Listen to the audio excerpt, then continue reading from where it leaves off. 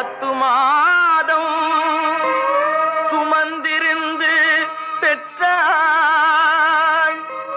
பகல் இரவாய் விழித்திருந்து வளர்த்தாள்.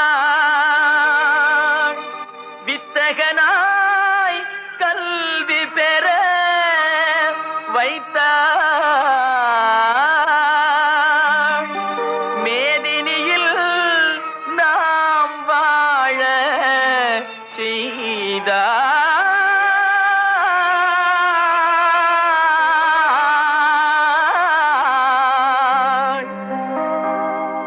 அன்னையை போல் ஒரு தெய்வமில்லை, அன்னையை போல் ஒரு தெய்வமில்லை. அவள் அடித்தோ